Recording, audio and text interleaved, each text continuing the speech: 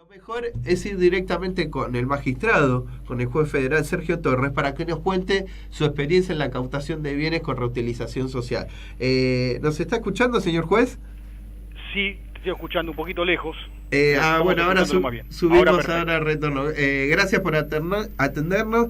Queríamos consultarlo respecto a esta charla que fue el día viernes en la legislatura porteña y un poco que nos cuente aquellos que no estuvieron presentes cómo fue su exposición y hacia dónde apuntó.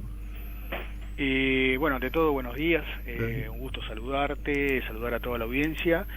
El viernes tuvimos una actividad en la legislatura, en la biblioteca, en un lugar muy bonito, organizado por Gustavo Vera y la Alameda, y ahí se plantearon distintas opciones vinculadas con las incautaciones. Sí. Es decir, de lo que se trata es de pensar qué hacer con los bienes en causas donde hay distintas modalidades de crimen organizado o de tráfico, Sí.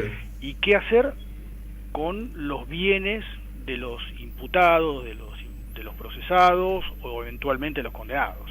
Es decir, se presentan como dos situaciones. Una es durante el proceso y otra es después eventualmente de la sentencia. Claro. Yo, por mi trabajo y mi actividad específica, hablé sobre el trámite durante el proceso. Claro. A ser juez de primera instancia no está cuando es el momento del juicio oral, ¿no? Cuando ella la condena. Claro. Entonces, en ese caso, bueno, lo que yo planteé es que conté distintos ejemplos de casas, autos, o el conocido caso de las máquinas textiles. Son distintas situaciones en las que durante una investigación se incautaron los bienes y se les dio un uso social. Claro. A través de depósitos judiciales o comodatos. Claro. Esta es la figura que encuentra el juez para poder ese bien entregárselo ya sea al Estado o a las ONG para darle un destino social. Exactamente. La base está normada en el artículo 23 del Código Penal, y además en una visión integral de la problemática, ya que en definitiva un auto, un inmueble que no se usa durante muchísimos años, después termina siendo chatarra. Claro. Entonces la idea es darle un uso durante el trámite y después, bueno, finalmente el tribunal oral decidirá qué se hace en definitiva con eso. Llamó la atención, por lo menos para mí que tengo oficio periodístico, ver un ministro nacional, ver un legislador opositor, o sea que no es del mismo partido que el ministro, y ver un juez, o sea, quizás las tres patas del Estado, ¿no? Un ejecutivo, un legislativo y un judicial. De los otros exponentes, ¿qué pudo tomar? ¿Qué pudo, por ejemplo, el ministro señaló sobre usted que fue el juez pionero en este tema, ¿no? Como que reconoció esto y lo validó para bien, ¿no? Positivamente. ¿Qué se puede tomar de lo que haya dicho el ministro que puede servir para empezar a mejorar esto de la reutilización social, o profundizarlo, o ampliarlo? Sí, yo rescato varias cosas. Sobre todo voy a remarcar dos. Una tiene que ver con la visibilidad de los temas, es decir, el hecho que se haya una actividad de esta índole en el que esté un ministro, que esté un legislador y que haya un juez federal, y que haya tantos medios presentes, que ahora estemos hablando de esto, significa que el tema gana visibilidad y pasa a ser parte de la agenda, claro, de la agenda diaria, no solamente de judicial, sino además política y mediática. Y por otro lado, es interesante siempre el trabajo conjunto de los distintos poderes y distintas jurisdicciones. Es decir, el Estado es único, todos somos de distintas ramas dentro del mismo Estado.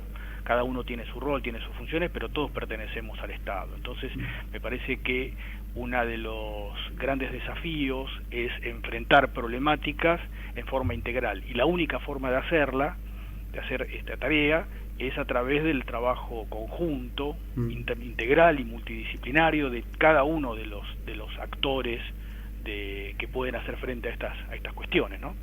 Sí, casos concretos, doctor, donde haya intervenido que lo incautado sirvió efectivamente para víctimas o que sirve socialmente. ¿Qué puede para los oyentes que no están en la temática judicial, ¿qué puedo decir? Bueno, en este caso sirvió para tal cosa, yo escuché al ministro decir y elogiar tanto la tarea de los jueces como de las organizaciones sociales, que estas incautaciones sirven para ayudar vidas concretas, ¿no? Salvar vidas o ayudar a personas de carne y hueso. ¿En qué casos concretos que usted intervino pudo esto llevarse a cabo? Le voy a contar simplemente uno, hay varios, pero hay uno que es muy gráfico y que explica esta cuestión. Hace unos años hicimos un allanamiento en un taller clandestino, un taller textil clandestino, donde había numerosas personas que estaban en esclavitud, encerradas, con las llamadas camas calientes, es decir, en rotación para dormir, con problemas para hacer las necesidades, había chicos, había mujeres, es decir, era una situación muy grave. Bueno, ahí se realizaron unos allanamientos, se hicieron detenciones, bueno, la causa siguió adelante y la persona los imputados resultaron condenados. Eso no es lo importante. En realidad, lo interesante es que en ese taller, que era un taller bastante grande y había muchas máquinas, en lugar de agarrar las máquinas y enviarlas a un depósito y que se derrumben y que se echen a perder y que no sirvan para más, lo que hicimos fue, se firmó un convenio con el INTI, el Instituto de Tecnología Industrial, y con el trabajo además de la Alameda, y se creó un polo textil en la zona de Barracas, donde aquellas personas que habían sido esclavizadas eran los trabajadores que formaron una cooperativa y pudieron tener trabajo en blanco, ART, obra social, los chicos pudieron escolarizarse, es decir, se les dio dignidad, se les dio la posibilidad de trabajar en lo que hacían, pero con un sustento y por una recompensa de tipo espiritual, digamos. Es decir, me parece que este es un ejemplo bien clarito que es posible en determinadas situaciones aplicar bienes incautados para uso social. Muy buen ejemplo, muy concreto y que todavía está vigente, ¿no? Que se mantiene en vida. Y uno de los conceptos que usted como juez estuvo en el coloquio que se realizó en el Vaticano en el mes de junio, justamente sobre trata y crimen organizado, y allí el Papa marcaba muy fuerte, Jorge Bergoglio, y también lo hace Mario Poli. Justamente el viernes se va a desarrollar una misa sobre la trata y la exclusión, que la Iglesia viene hablando del concepto de lesa humanidad, ¿no? Esto de que afecta a toda la humanidad. Desde un juez, y con el rol que usted tuvo tanto en el coloquio como en estos casos concretos, reutilización de bienes a la mafia, ¿cómo ve el tema del concepto de lesa humanidad, que el delito provocado por el crimen organizado son delitos de lesa humanidad?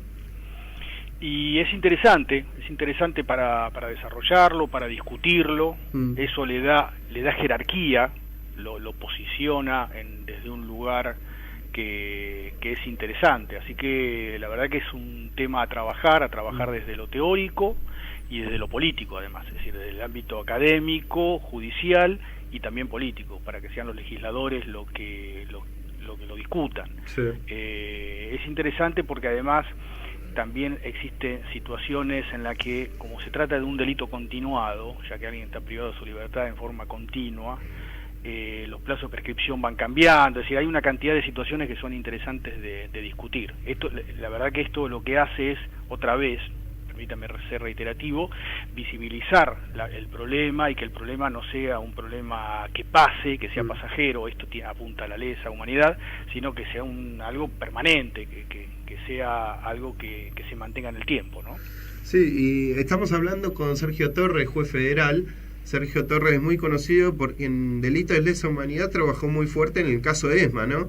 Por eso creo que hay mucha vinculación, y lo señala también el juez Daniel Rafeca, que también tuvo causas sobre lesa humanidad y causas de tráfico de personas en la actualidad, y otros jueces, esta conexión, ¿no? Que el pasaje de muchos miembros desde la dictadura militar, ya sea de fuerzas policiales, fuerzas de inteligencia, de la misma dictadura, ya en democracia, reciclados en delitos de crimen organizado.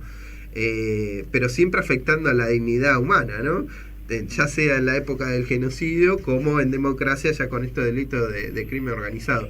¿Ves lo mismo? ¿Ves este traspaso de dictadura a democracia, pero siguiendo afectando la dignidad de las personas? Sí, totalmente. Esto nos afecta a todos, nos afecta como humanidad. Son delitos contra la humanidad, en definitiva. Son distintas modalidades, distintas facetas, distintas dimensiones de una misma problemática, ¿no? Sí. No lo molestamos más, sabemos que está en pleno labor judicial, así que agradecemos mucho los minutos de dedicación al programa de La Verdad Concreta. No, por favor, les agradezco mucho a ustedes por darme estos minutos para poder charlar, y quedo a su disposición para otro momento seguir charlando sobre temas varios. Seguro van a seguir las entrevistas periodísticas y los coloquios, las reuniones en la legislatura y las discusiones parlamentarias. Muchísimas gracias, Torres. Chao, gracias, que tengan todos lindo día. Hasta luego. Hasta luego. Pasó Sergio Torres, juez federal aquí en Comodoro Pi, en la justicia porteña.